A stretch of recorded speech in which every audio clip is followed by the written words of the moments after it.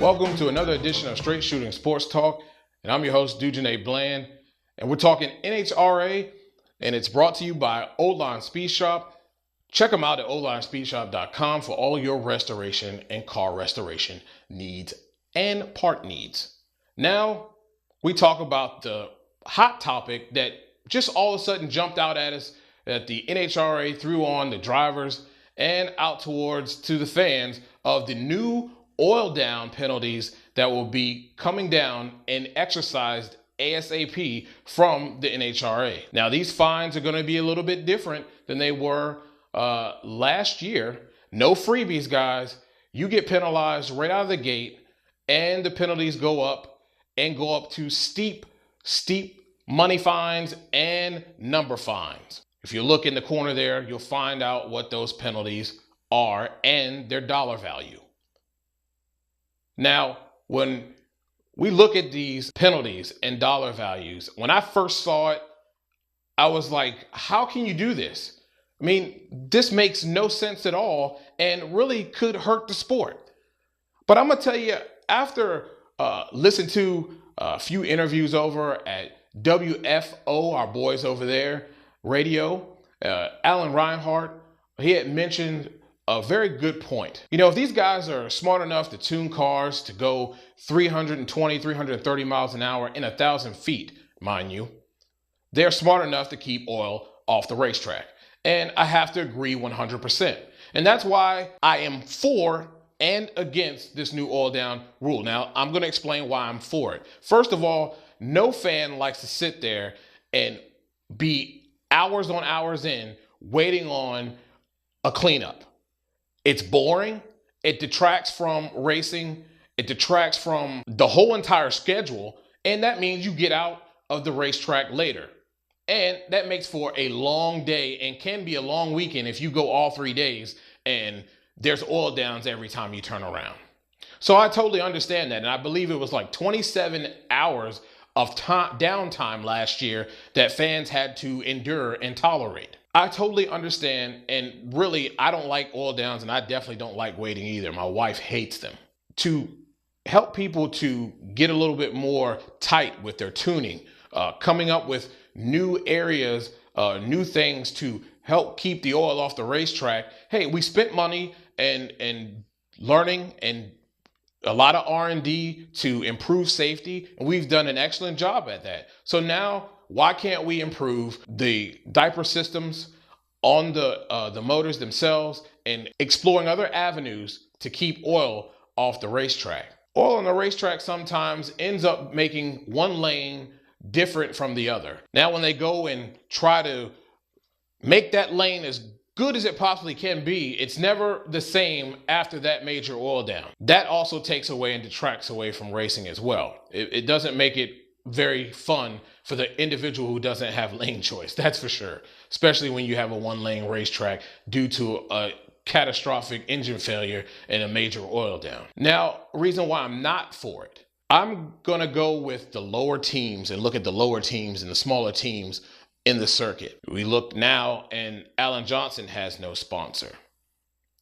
We look at Terry and Jen Haddock team. We look at a TJ Zizzo team. We look at a C&J Services team led by man, I can't think of the guy's name right offhand, but we got these smaller teams out here. Some of these individuals are very concerned that, hey, if it's just a simple part failure, and it can happen, we're talking about 10,000 horsepower here, that, you know, a few of those fines could put these individuals out of business.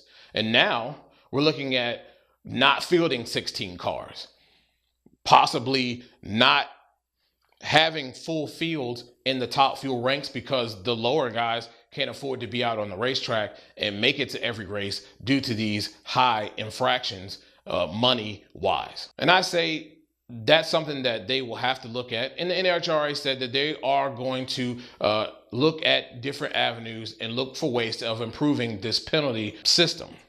I definitely have spoken to several drivers, Cruz Pedregon and Matt Hagan.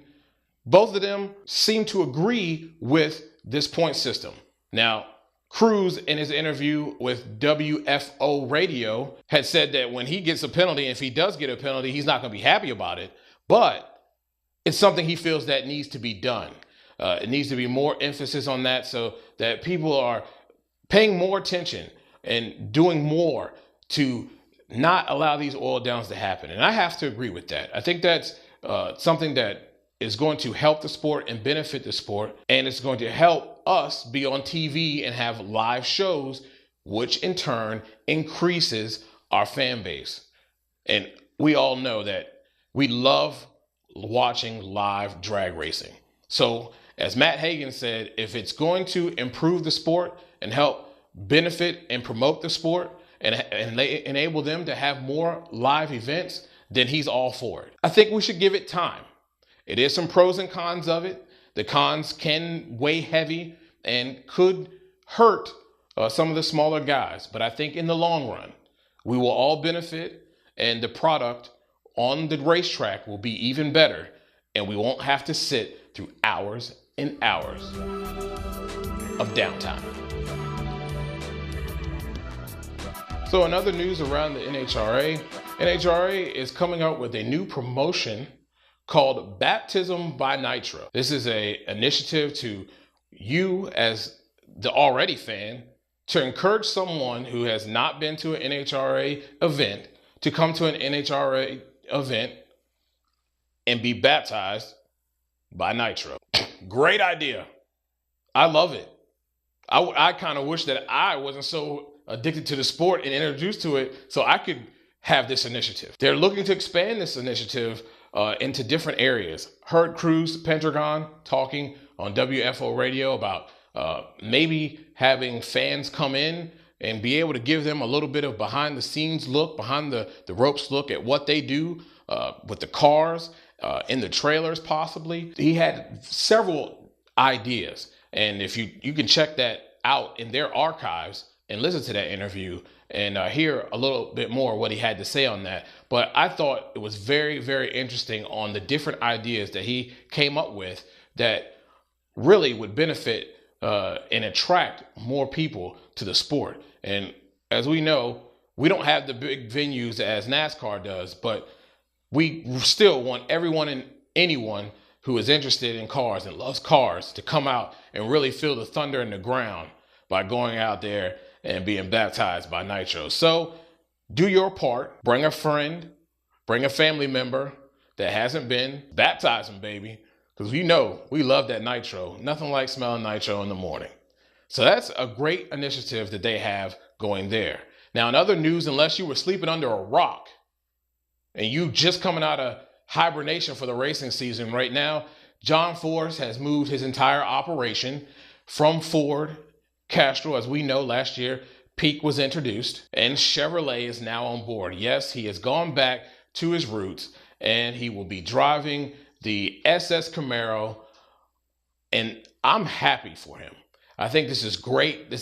Haven't seen Chevrolet in the ranks and really popular since the Prudhomme days. And I know they've had Pontiac bodies, etc. in Funny Car when Cruz was racing with Joe Gibbs Racing. But this is awesome for Chevrolet. This is awesome for Force and his team. And now you can carry the bow tie all the way until he decides to retire and hand it over to those next generation individuals within JFR Racing. So what an exciting time. Robert Height explains in the interview on WFO radio how they were able to transition bodies that they had in stock and make them work. Now they had to do some work, but to make them work so that they could put those decals on. It was more than just taking off Mustang decals and putting on Chevrolet decals. There was some R&D that had to go into it. Some testing had to go into it. And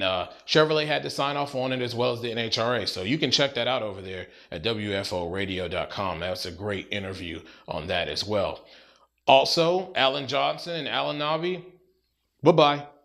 Al-Anabi decides to pull all of its funding and all of its race cars off of North America and I guess keep it over there in Qatar.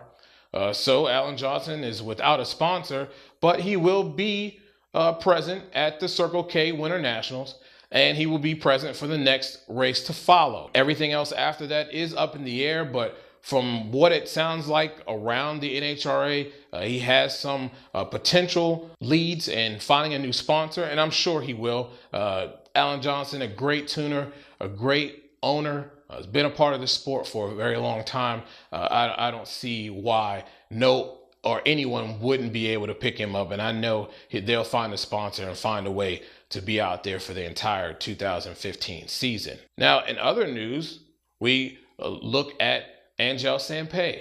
She's coming back and will be racing this season after her long hiatus, and I think we all are excited for her and excited to have her back in the pro stock bike ranks. It's been a long time without her, and we miss her ups and downs and the things that she brings to the sport. So that'll be awesome to see her out there as well. It's going to be a very, very good season overall. We have a lot of different things going on, a lot of new things going on. And one thing that we want to mention that is new, if you are looking on ESPN3 for the live qualifying sessions on Friday night, they have been ex-nayed. They do not exist. They will not be showing those Friday night sessions on ESPN3 at all this season. I know we are all saddened. It was so fun to be able to sit behind the computer or pull up your gaming system and watch ESPN3 and watch the Friday night qualifying sessions. But we still have NHRA.com, and we can listen to Alan Reinhart and those guys making the call on the radio feed over the internet, and we'll just have to imagine what they are seeing and smelling there at the racetrack. Well, we thank you for watching our show, and continue to send in questions that intrigue you, maybe things that you don't know, and we'll try to answer those for you, and we'll include them in our show. So shoot us an email to straightshootingst@gmail.com. Also, like, share, subscribe to the show. Thank you, and you've been watching another edition of Straight Shooting Sports Talk.